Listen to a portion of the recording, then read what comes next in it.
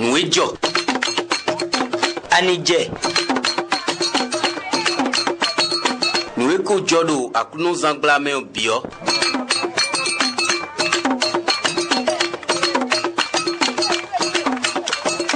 Sincèrement, ton ewe lilitaji noa et segbe mijadi en ton. Mi bodoto. Nuejo.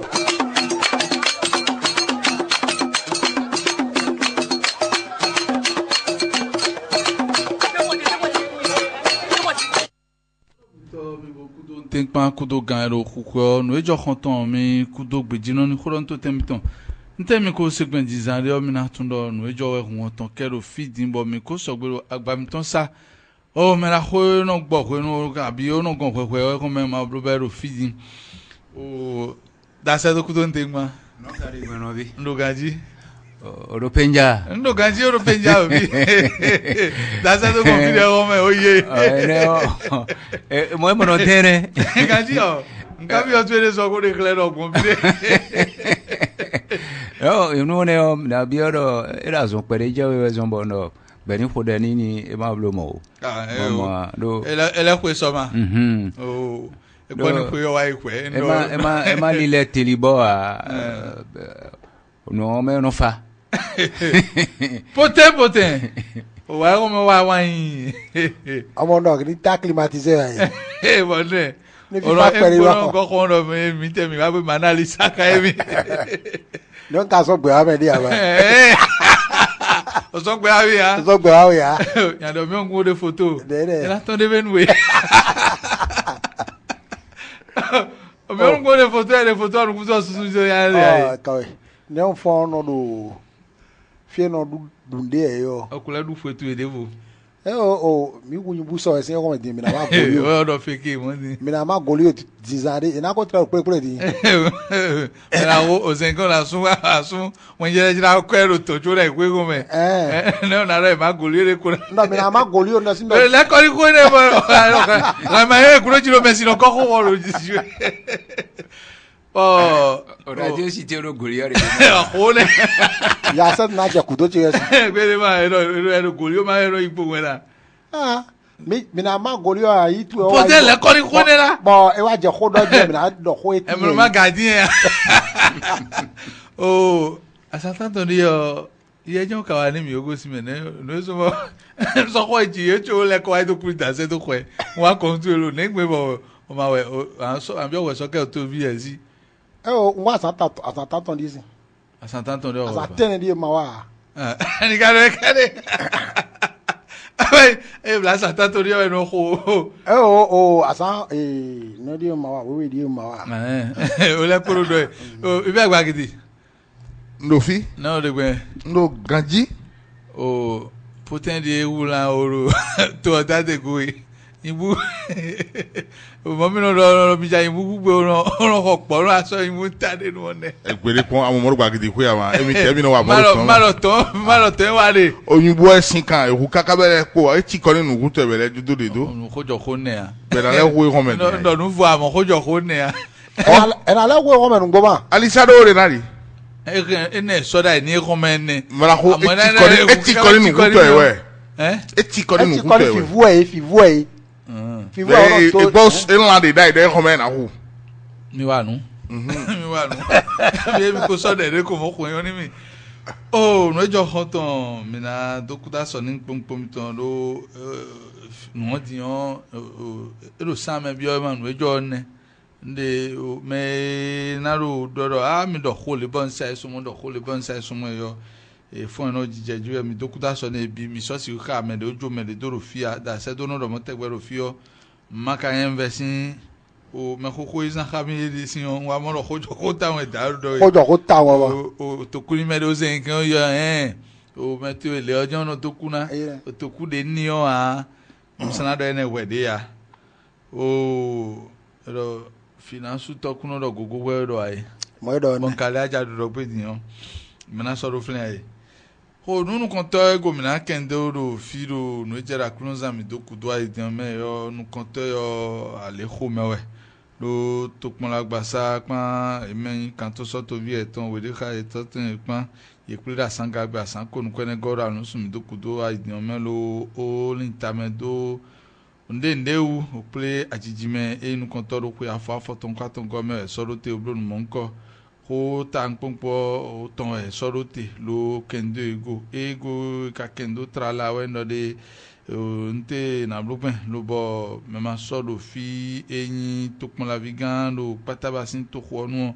ena so ni nu waton e ona so ten ton kudo to me ganjo esin ye kame so monko so jujon lo blo mena ko afeku kalisa e so ni akuno gbelu toton lo asan ko goro anunsun ko emi do kudo din wa eton ene zo tokpon la gan eda eme enwere ka toton e do bo ye no monko go lintamendego me kana freni to vito si edo elintame ko blobo ene ko wa imena ho ko so tenton kudo to me lo yon sangbe mi do kudo ai tiyan o nuwa eyin ple ajijime lo tokpon la gba sabo emeyin tokpon la gan pan we de ka toton kan to so to vi eton e ple blo bonne aventure a fle we se sin kwe na do beton klendo ma khigbe me na insisi to pleji ajijime madai ton we inu mi lo noe sombo pleji o e yo tanta o we me do kuro mi membo ima o me to kon la gugan patabaton para ko kalis afeku eso yulo akuluno ton do sibigbe mi dokudo ba we da ho ne ho savalu to pon la wezo mi ple mo mi wa ple jio a wi ho me bi titengbedo o tope we bo deru kuto me o me bi ko nu kundo we do ena ena zombo pataba to ko na inu ko lo chulo ma o ton ka US mi titi bo de mi a ple e wa do kodo de na soblo tutu me bona de kioton bo susu we je ha ye je ha a hosu to so mo nkoton ena ulini agbaza to chobe na ido energy mi do kodo mo enu mo ige na afoyon esuku di kiodo asanu koton ero zofin plus mo me nko pataki eji mi jujo do tawon ho ilin do mo meta won we go mi wa do kodo to pon la sokaton mi do tuto me dedi ayi mo na flion bona ikudo tawon no euro projet de territoire mo achepa safwa do conseil ne wa be o mi no chic groupement intercommunal de collines mo ple ne o se yo edondo a che safo a do come o e zombo ple mo nko na yo e o enea eno mi blona inu ko seji mi na junjo e wa dio sen mo mi no po mo nde tin mo ple ne o e do bloblo e o do tokpon la me o tokpon la e do bloblo tokpon me o tokpon la de soruna le bloa mi me to pon la gan o comme gan lo soka me fie yo me do na ple do me ro po do to to me ene nu wa ne e ko blubo e wa poten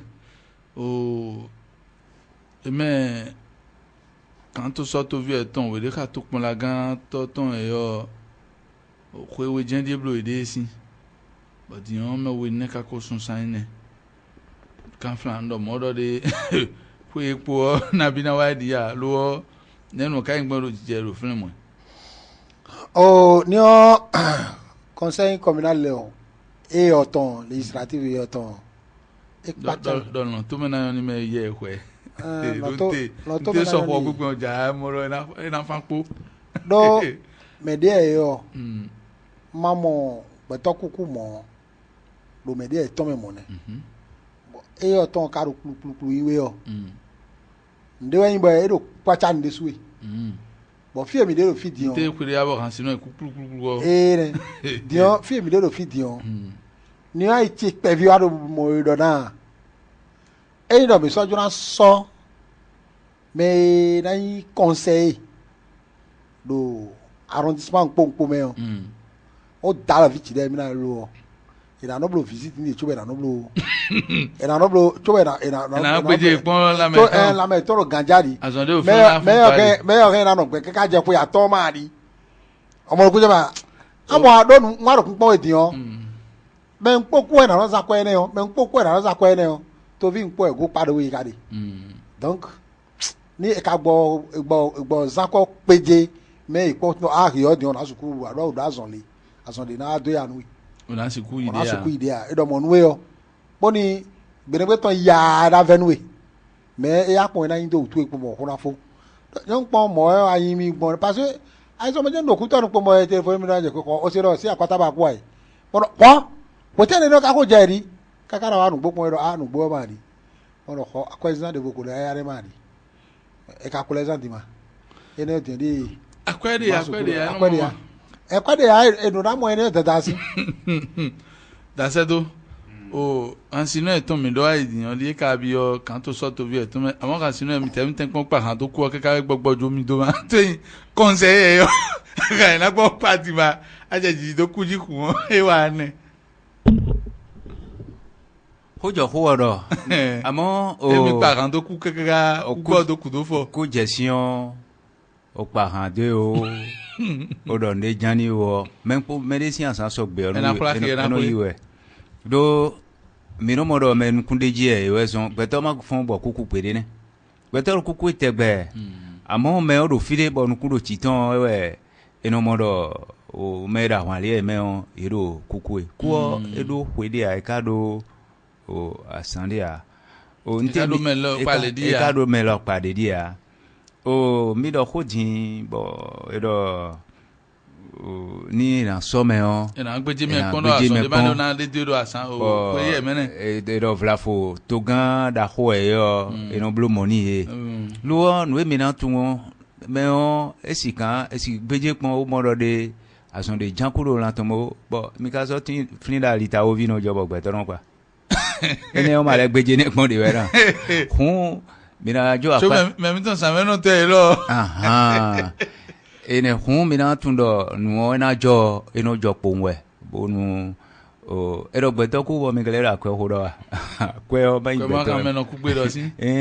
hun enu imbo eno jo pon bo e ma ko je do meriji a eno mo vedo si do ron de me do alo ayiwe me ponsi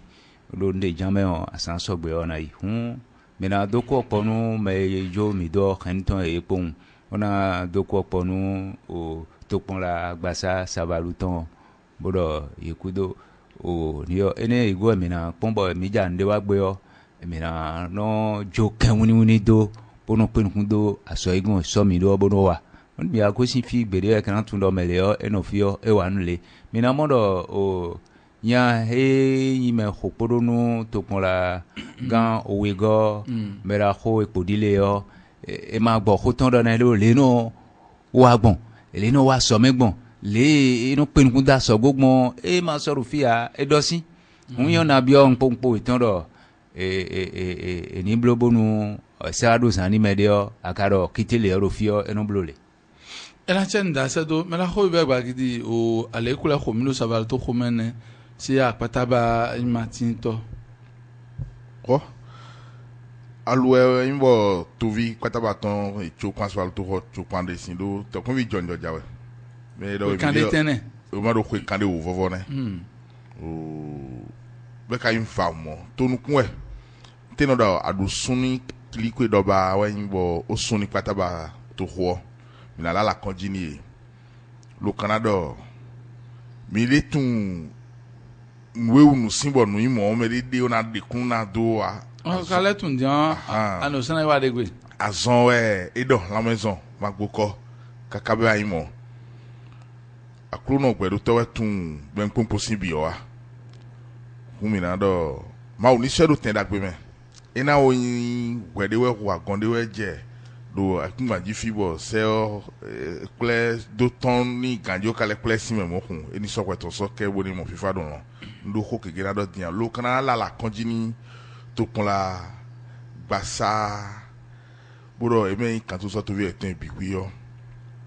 nte se a ataketon won ku va won no we meneton kule indi o papa bi ton epo dile o kweton gbe se ipede bo mi moro menen kweton se ipede e ka yon ado de pour l'entendre rien à l'ego alors nous minuit pour compte na nami ganji cho gosi mi lo me ojo mi do fa mo ndewe no sen ye we dewe no sen o eni so tuturo te ono flin tegbe o wuro bi o fifa ndoko kegeria Oroho kege a mena ho be bagidi na ya la konjini khanu mena ho kalisa afekuton pa to pon la gbasa pa sabalu to visun yon no bi ton ma ona do ene imbuodi o nde vogo mi na le kendo be no jera kluno za mi do kudo aye mewe no de to konvi o sabo egbamo ete o sibigbe ewacho asantonde ton wayo we ye so no wade do te lo ojra ayi ji mi de odo no ten eyin bola foso ko ten ton lele done yo e kwa bi o pro nu kujiro flen de bi fisin lo bo ali pe no egbon kon ton keka jete ali pe kan eyin zenit ton lo saval to ko fi to pon la vigbasa apado ton sinu kon yo ejra bi filo lo bo nu kujiro flen de yo sabi o pro sin e me te ka pe vi e no o dynamique priorité savalu e suin to konvi sabo e san lo dakon o do churu da be monko o do mina wa monko ne e wa so ene fo e wa ko pede do me kanu peta ene no me da ho ganfon alessandre e no do al ganfaleso e we non monko no do bo e imblo to mina do to ho me da ho do no wa ne sin vivo no pede nte me tongbon eleva supo ka nte tongbon jen kon wa modo nte non bon buno yone ede khledo aleji mi de yo ali dagbe bo melo mi mo we yo e modo mi le so mi ni jo funde me lo mi bia so boto no ahowe bo no te pombo ede no ja swaji fi ko no jodo ko bon bo ko le jobo ndido bon lo bio sa lu e chowe do nte mi na blogun be na yone to mi ton mi te jan suku wa so tombe na me ali le jan ko na wa to zo mi te su jan suku blo me de jan suku go sin fi de bo ablo so mi te so wa bon lo bio we do be sin diyan e jawe yo mi so asan ko di town be bio sun de me o si bi ene go be mi ano ple fe mi ano ple de tegbe na film ko wa mi ka de tete o mi na bio meri de su be na gwa lo nu mi be na so asan ko te town lo so wa to me o me choku yo na moro we yo mi anoton bono wa tozo e na zai danda me ya ezuku wa level e me choku na jo funde me boy na do gbe e so do te asen so do te bolo na wa tozo o savalo e ben yo oh me na ho alessandre ganfon e no do ganfale so e sin ntimene e na me na ho poten wa gidi ano mo sin newe oh dade te ko si Vincent ndo ani mo singo edi ndo ko no mo si ko do wende o mo do si an te ko si Vincent te gbe je ono do te ko si Vincent do pomo wewe no aguzo alu ere efeblo ne yo nwezo bondo mo ewe ndo mi komo peta mo nko to na bi le fi won ko di ninu wa ide an to do fe ni yon ko di na ni yon ko di na e bi blo yi kanji ko to ma mo to ba di na do peta wa boni do ero bon ah peta de do tro da gboro to ko bloro e bo e na bread ona hizanu ona ne bi kuyo e wa ya po won se e so na baba peta de funa level ajo o kana le la jenu mo nko to be jibo de ko na da ine ka sana le mo me ne di pare so e do tro na wa no me so bread na da yi koko e yo negbe masuku yi bread ne o so wa so na bi ne bi bo edion mene do bulu edion yo na ro bon ndo tro da gbe edion ro bon nga na ho aliande le ni yebo ina mo te ona je ne wa na jidion e ka ya po me nko je be no bi kwido ko be bo me de ko e ka sana le amo a be ya pe ta de vu na le ajo to nyon pon fon gbe dado fon gbe no ho do yin de feblo ne yo ene yo voro do negatif ne mi soro we ne no mirado we no mi basu joko masu do ni npo ne nda se do to ko vie no e blo ne meri mano kikwi bono ndeje me no lencho no jende konsi lin deje do mini bioro ma ni nda se do mo do ne alo de rukudo flen ne rukudo no ho do e de mo do yo ndo daro kuro ki kuyo no wa ne ya alo de ja flen ganji do lin deje do ba apapa so e boy tun do de to homi to me enayon lili dagbe wesi ni tẹ mo ka di da se do po da e be ni o don to re ya da o don to re ya bede o ma huliji asente o ejuro di nipa di yon mi me no wa so radio fi di yo to view mi isi e mi kan mi jinja yon mi suku do lili de ro nu kon mo do e mi ka so nu di bo file o mi no blodo boni to ko mi to na me o aka yon ache mi lo mo blowe o so so to ko suku ton mi odo mi aro to yo ho bodo to yo mi lo to yo kan khoe nu me jende si o ka no hui di ni po mi lo fi ku bo mi te mo no ton ta nde me kana ton mi me re an to mi hun fie je bondo lili de je do bo tun do mi na wa to mi ton so me do lili do mi na blo to mi ton be na me o e ma ko suku do awakame kudine wenwe mi amobo nwe liwe de o mi wa fodo mi wa mo ero fi de vo mo do hun we liwe mi de wenenu o so ni ero te ori adio ene o eje mi he mi na do ko si e hun me dion e te si te do de to ho na me mi ka mo do to ho mi me ndagbe wen hun mi na bi e do lilion eni nu gbogbo nu e me no je hun do to ho ton ji do to ho ton na me o ndagbe wen bonu yeni hen to kan boni maka nya san ton cho ene o potema ro ho yewe da se do ko do ko ton si me ma ko do beru mlete me la ho be gbagidi ne to wa me o peta de karo ça va fi be te o e lo de mi nu ku mo bo to vi e se ton ma ba kan mo e bo e te no wa mo nko de pede lo bo nu e ton te je ko no de me je no bro gbo be te no mo no a concession jo no do o CPC gbeta no do e ngaji yo me to convenient mo ko bro e te la ka fa ni o fo pa charge yo no bro de ai potential e to de me mama ko mo e do ne de bro e te o e bro gbo je no to no do o yasin afoyo ai khaiton mo mi ke mi na sai khaiton liji nka o do ti me ko se ma e ma mo kere do e wa de bo ma mo o mo fie mi de e wa re ne de je ne do gbedon so to video no di khesi ni wa lo isan we de ono di peripo e gbocho a lo e karo to zo awe ngbongbo ta eme wesin tokon bi eji kaka je CPC gbeta iro mi le otoji o e karo to zo awe ngbongbo ta ele di o devo di o le cambio di wa ngo tun do mo dawe o ngo fit ntibo CPC me gbedo do dogosi o tun de khumbo do ba se ni onade hundo yen ka so be ma do e je ko ni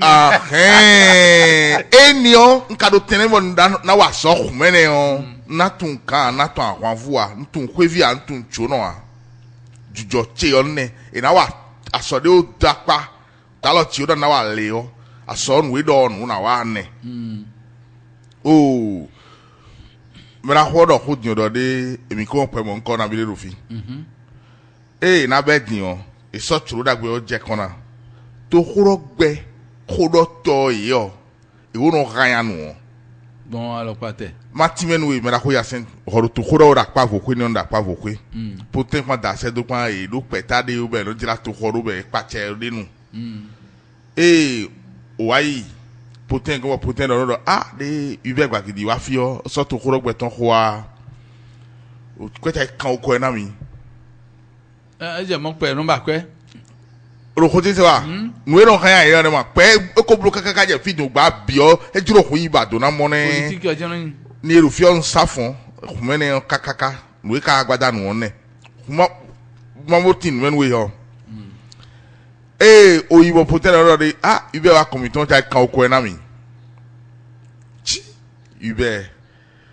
nuto to lo we o de ro kan me nu do khoro de ne yo ta kan ko na we yo ni ndo ta ka fodi ni na na kwa we ya anle mi na wa so na ho bi o so a mai mo ta kan ko kana e na o so ta ki kan we gba lo ta kan ton ya ajo me no ta ko wa lo ta ki ko e hu kan kweti ona jujoyi mi dodo savalu bo fufu hamion edie me na ba edune o ewa yi me eton won bo ko iton fo won je ko chima me na bo edune o me iton ku kamere won kan e no je ho tutu doji eja ho tutu doji mero poten gbe me no dira to koro to mana to pe npo ne me ra ni o chinche me ra ki o chintue ni nakwe bokilo anakwe pombo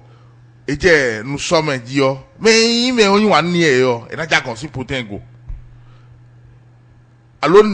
ni o dagbe che doji je o je ke yan tu doji o me tu e na jagon si poten go popo e no gba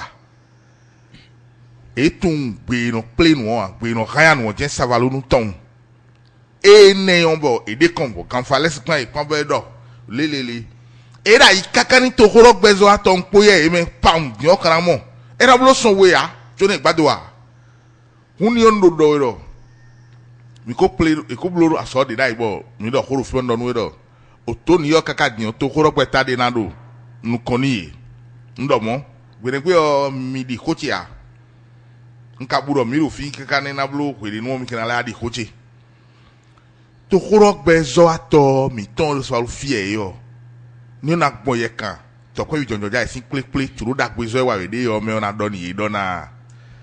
savalu ronrun to ahosoha to e o esubo achana yo nkenu hunu kwevi chono e lo so to ko me bi emi so alovi mi ten yo sun ajalala zen lo nouveau bo simana no so to ko me mi nu ona lo ekpe be ren mi na bo mi de do bu o hu bu to glonpo me o modo mi do khoro ro fai somo de di bo e de na te ikwana si donu afoton si donu afoton donu npo epo to ko la vi wenewe ma ni to ko la vi npo ni on maken joni poten ko vi e de orore e so la pado ne ni on kara so la gawe na no lo apado seko kuntoni o to ko la vi apado ton era sinem no no kun sin o bo mo ka nu ro si ko kan okori o ka ku a euro mi wecho man ko to e gbogbo ni ena npo ohun so we edo so la ka bonu e me che do lo tinu wa mo sin na o be o ko do million ni ama o le toro da gbe so wiwa ndo ndonu we ro mo ro ra nu tuto ne ye mi me mo di o peta do chinche o peta do chinche o ina do hojo ho yu be do peta do poten je do hojo ho poten do e me kai eno bo mi play do e go be we me de me ni mi o kan ni mi o do mi ai khai na do honu to vi o we do ko we do ai fi nu na pon de chone do ni me ne o chodo ne do ni me ne bonu defu o mi na bari ki o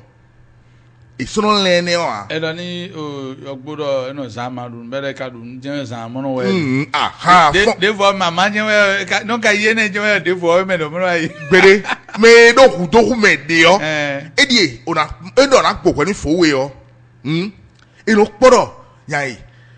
e ho me sai hun me o ripa we go tu opa me ka mon we mo ba mi de me to ka ponte ku me de me gbere do ku me de me to gbere o me ton gbere on e no no voe o ka gbe de ku ki o ma ki e glodion ora mo gimpo rubo pada na lu gali dejima no voe na ka mo gimpo pada gali voe do lin we ni o ko gimpo mo ane Eranchen me na ho npo ko ma wen ti do kamero yu ka kokoro mi na do kan kokoro mi na we o ku me de choto hu no dem de o ndo kan e bi o we to plagba e do ndo ko do we de o me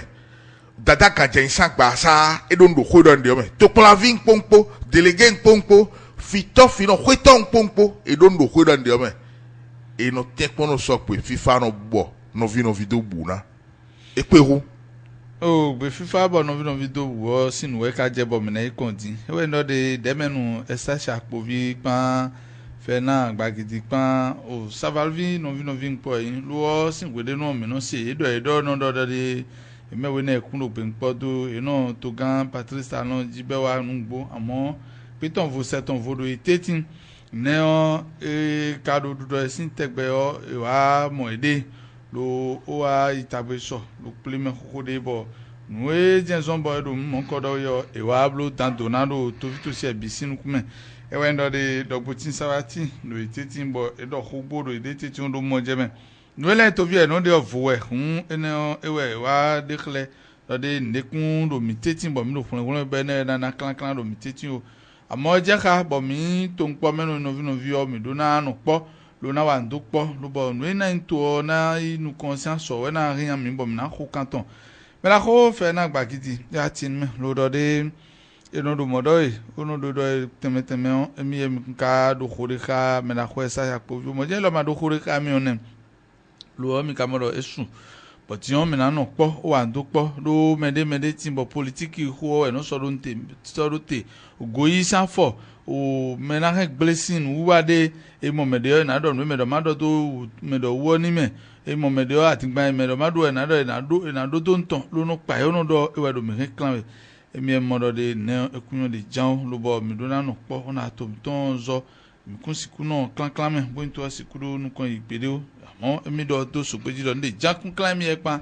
e sa sha po vi pa hun khodo ba mo ko iru gbe npo ton de na do ba ai mo kin pore khodu ne yo e do na do fe na jo bido lo bo to e we do na to mi ton sin kon na yo e we do na mi an kun bo mi na kho kanton lo bo mi kana no po na no bi onu e do po oni ina moten do me lu gbo ona na me bo mi na no aso wa to mi ton zona pote khonema ma khoko mi tan yo me de blu ba me de to na si ku blu khun ma ja me de nko yo gbe ru fi ma pote bo yen boni ona yo dira bo ma no khone ndo si ma do de me gbe kamine bo o kuda ifun tu jen ko so ro glaja lu e kuda so ni o no tre do nyami e ma do edo yami e ka do yami o e we ndo fie mi de fi di o e jedo ni de suno ji bo e jedo ni de suno ji o député mi ton dewe on yo me de ko ro fi ama député mi ton dewe député na bi de ko so sa fi ai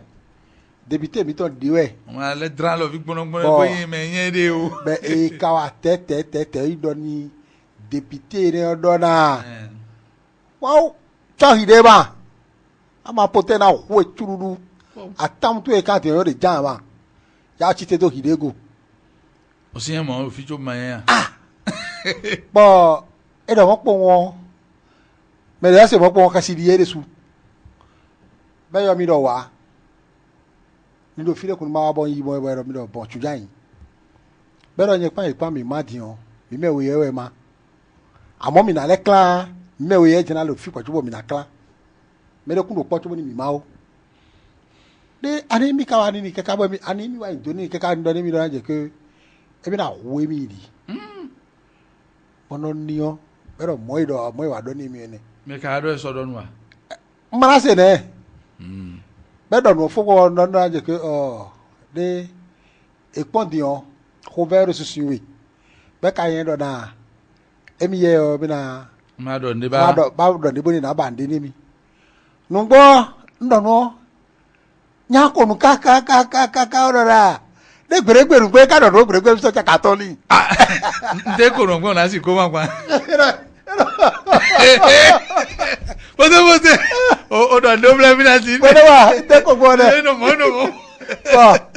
eso ka to ni wo le ja ka to ni ọmọ na kite ma do honu e ya do ene ma bo dio mi wa ipo mo nwa wuli ko ntenu yin gbon o timeni o ka do na je ke be nko huhu e bo wo mari be won yo ko ro ka si di ro friend mari pero bo ne njo me no jo chujon do mo yen we na do wo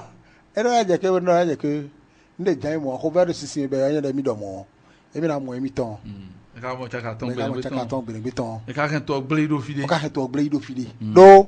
me ne ti o e to so e wa ka we ndi o omo fu je me da be ka ido mo nu nko to ni na jiu ni mu bo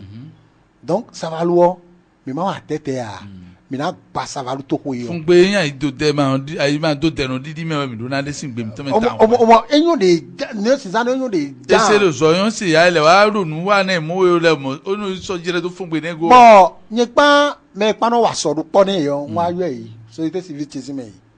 wa ti ko nu mo nko to ne de mi ka do ho do député sa me do ho vo ni o makana blewe ya e mi do ho vo onu bi ego e ka nko gbere ma e na mi chaki ko oro me kuma da ti gba don tu ade so le wa nínú e ele wa mi odo na yo le ne jaki aton de no nyande wa no e gba to me no de we gba to ni be tire ro e ro bon dion e ko to jo be ro we na gbo donc e ro we na gbo ne donc o gbo ogbo chinte no so ma digba do te supo no mo we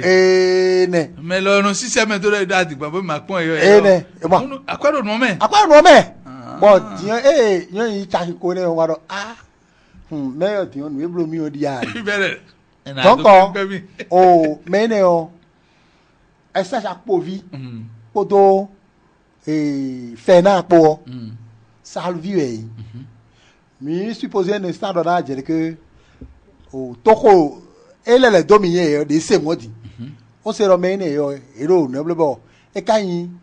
salvi mi to ati gba no e je lo ne blo e bo ete mo ede gbonu bo ete pon yo ma ya to mi de po ba ya wa nu ne wa bo mede na so na ko kajama le mi na gbogbo le kan kaja de ji o e we mi na ba mero zo o le la do mi lo coming de me o e se mo nkan to le na gbogbo na gbada no do e we na ba ti e na tenu poten o kamedi o vo kale poko mporofi da sedo wa atigmaro to yo do kuno monde de me no mo nu fe ma do poten da do mi no e chakaton e mi ka yen hu mi mo chakiko o nio ro khone me o nio so de me o me mi na do gbe na po we yin o de menu e se ho lo yo nte ra tingba no e kuno do khoton zo e no kon witon e yo dion e mo do na me ka pon pere influence da se do en ka jo e do kho ni poten do an le tu na mo do ba do me ni na yo me ason poro wa ne o mo do nu mo ko to kama ko yo mo ni lo na tin pere me lo me na bi odo ho mo ko to e no ho de me we e no ho de me le no ho de me gbon e me wa do ho nu e o ona do nde yo ba na dai ton a bo na yo me si ho wa do ona do nu ton me do de o me la ho wa do le me so mo e se de na do mo a ba ho ni nga wa nu bo ka ja wu mi do ya me de sinu kume bo na peche ba na ho ya chi o bo do ho yo e inu ro mo yin we o adigba enu hwe do o memi ton le o e adigba je na do chobo ne na kwe ya o ka gbogbo sali yo London do de ko me fide fi kun do ma kwa nu ba ipe o mana mo kwe na me adigba je na do ne do da adigba do enu ai ton ro kan ho ma o ibe gba gidi o se ko da se do do sin e da ti gba no wo me re ja ka to me re ja iko enu adu penpe me ma so mo ya jo kere je na du penpe me de ko ama ko nu fu asupo na gba to o alisa wa ya ma e la so ejiyan tan o e na kiton pere ada ru to gango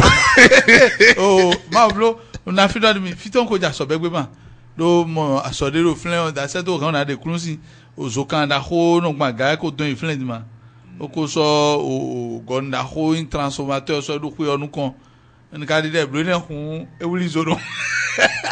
o de no de ati gba na yo ta la nínú koto e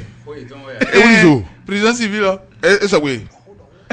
buro e ja hun gbe we ati do mo ra so ku to te ero bro e sana ni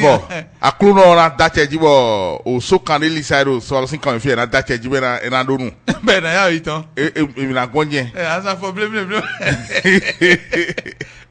ma bro be so yi o de zozo ko de mewa fi e de yi na no fifa me pere pe jobo tu wa na supo amo ene we ama o ne da bi de bo e ma mi de o kaka ro ehun di o ko npori o kire so yi fune kan ya do ni e wa to supo to ma yen ma ko eno pono go de mewe o hoku do to mi na kende go ro fi so do ko go ne o ete de dan ma ko adigba ko ma so do ko de go ne nko ro ase to ya senti o ko so mi ase to ko me de mku jajo o nko ro ko to me fi don ko do de o fun pe no do e ma to tenu didi me o mi do ande sin ko me do ba ye ja ti ma do gbe o e eno je ene so do nkan ji mele o agbeto e ma to te amo savalu ne ja mo savalu ne e je mo do ji kun tun do e ja ti gban kan ne ja yin gbe mo ne edo kaka o cité ibo o yo memo to ni ko ganje ni ati me flaro edo eyo na ngbo mokun e ka zalaro fi un fon gbe ne ibo mi no tuto ebo an so me de jo lo na mo te pe ani ka de menimi to mi ton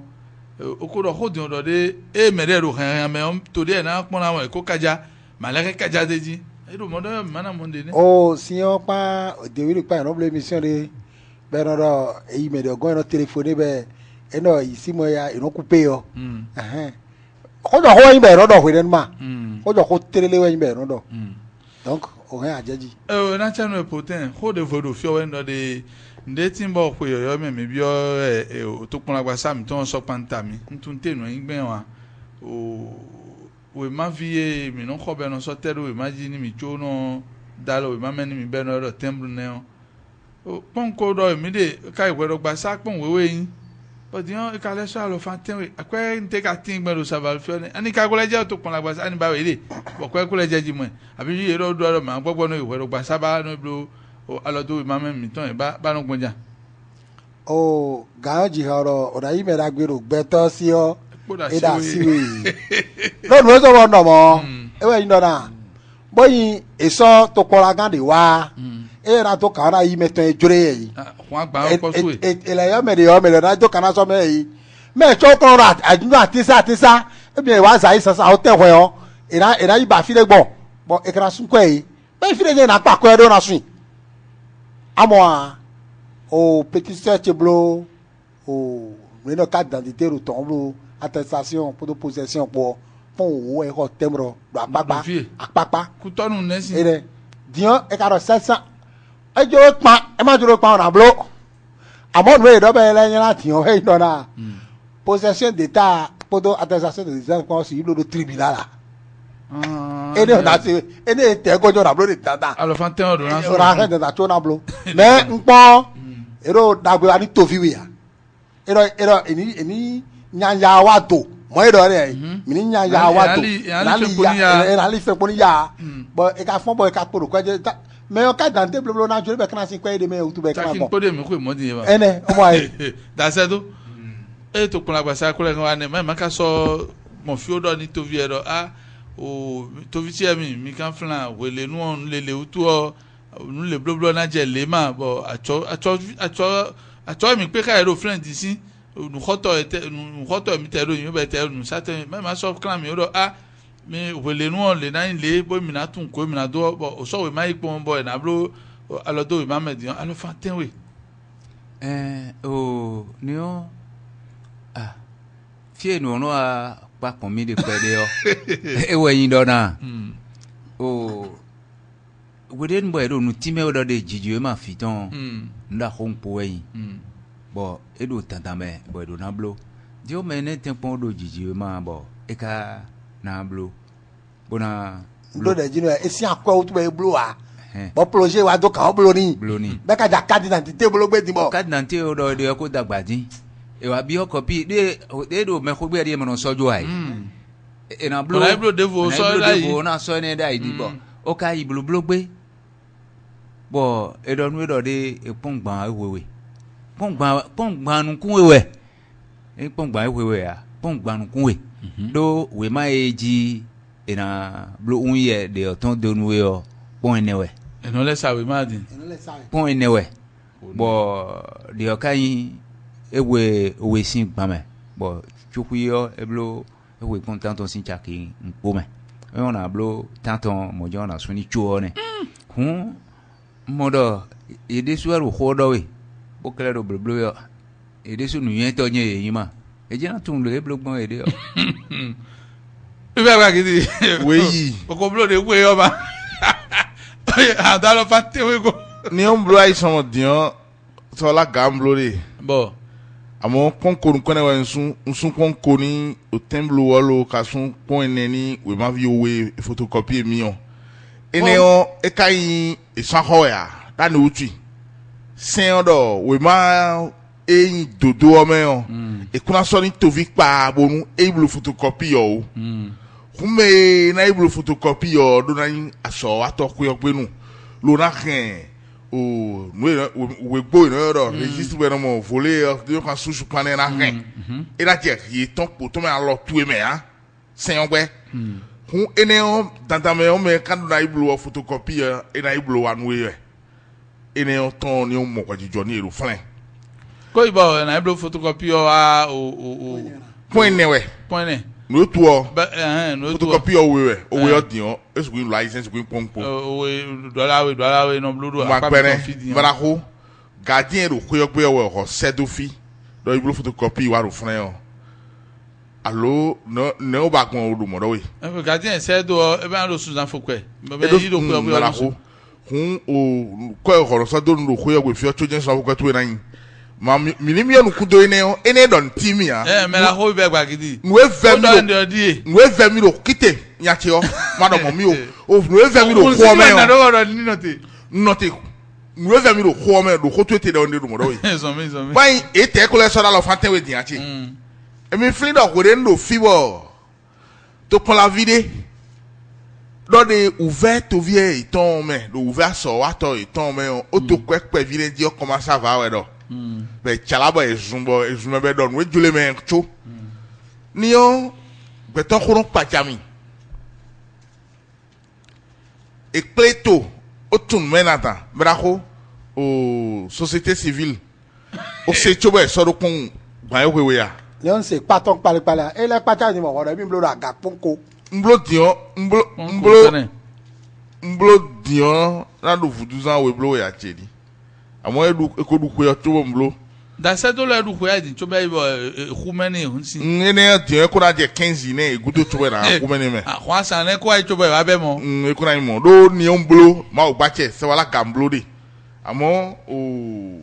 ponko o sabala gao sabala pado sabalu meri o me sabalu nu ka do we ne o eblo do fide lo to ko oji ben ko ani kaso e ba so mi to vie ero mi jan mo nko agbe ka blo no fa mo da se do ro ko bi o o ni o mo do na de jen e ma siku kiku pombo o dokweji ni e bo tin men mi kwedi jawe ai ka de jen lin lo dokweji ko e deji o eyan amo nu mo njawe ko do nderu mo do yo do o yi de gon dien na do no do le wezo lo to vie e yo e maka do mo je me khwene do ni o ma tun do kwe ko jejine yin yi kwe bero ni so le hun wa bon lenu pon enu pacha mi hun we pin nka gbo tin ku o de ro ma o pon de jena yin bon si hun e wa te we ma penpe bi ero timbro deji o e wa mo akwe hun deji o bo mo ro o pon gba e wewe npo tin yin ponko o npo ka tin yin pon tanton bo mo mo ra hun pon ene de o hun we ma ko ene ndesu we bo ane pon ntum no a e ganjiwe o ye na timenu to vi ero ko jenu ojiwe si gbe ka time a no vi ona ma ide na klo klo do mele we zombo mi wa amo e ma timeni mi a no na bi o po won ni o e kre mi lo ni lo ma wa nde do akosu ne ro kwe do no eju ne ni lo na wa nde ba do kwe tu oja ba do kwe ji po te ona te kwe tu oja ni ona do kwe ji a do nsuku gbache ni o no ena de ofie no blo na ni de pedo da sedo e ko me di vlafu o taking pura poche me bo e ka bi o mi na so che me filo so we mai jobo ta lo me no so ajoro ficho ne ko gan wewe bon ka ko wa ko credit o point zen mo o ko pan do ko pan de wo nu be e po pon ko ra poche me bon wa yi o na ibro we ma ne be no de pon tanton na ewe to bo to ene o tu e ma san so we ma joro aso me feed mo ene nu e kan adodo na do o simi ya ndo le o wa le ahun me mo fi no run ple ahun ko de su ta mama ti o inde ya me na go single ga abi nu ene di on da se to kizo zone wetin bo ho ma ko se ro nu mo nko je ya na bi mi no blo legalisation do mairies abi sa valu bodo ponko bo me no se ponko do e ko me di on se to ban lo kanji bo yi ponko o meri be aro no lo fanten we o ka so ro pon tan na so deji a ona do so deji a do se do me da ewe nga kamo bi obo le do ewe je tite na yi pe to bo ina moro anu ezonu imo me ro ku to no se kwe domi we ro na bi no blo possesseur d'état podo attestation de résidence pedi bon no ponko we bo dion wa yi dimbe wa do mi ro gbere ba ri alo fa ten we bo o ko chaki we chaki pa lo fe e ko lo mi kasan Bon, de 100 francs, 100 francs, même 1600. 600. Et ouais, m'lo ouais, tu vois, il y a une carte d'identité. Oh, Bon, il y en a un cette vie. Boje mina bo ma. Micro publicité bloni e wedi aje. La chérie, mi ko la ba ji ko to ko ro cha jira ni ewe di. O toro mi to no ejo konton mi na so do flan na do mi pondo. E kun so mo na wo di o ndo kuda so ni e me ken do ko me pere e me kale no tojo si e ku do toro me on e yan e hunu wa. Poten gbagidi e no nuwa do me se do na lo mo de su no fi. Ibe gbagidi ejo funde me yasin ta mo gun ji mi no fi o no po o ken do no egu pere bo mi siku si to. Sa tu na gbo su e kanu mojo plagbe mi ton do bo mi siku level se nuwa te ngbe npon profidi. E were bon.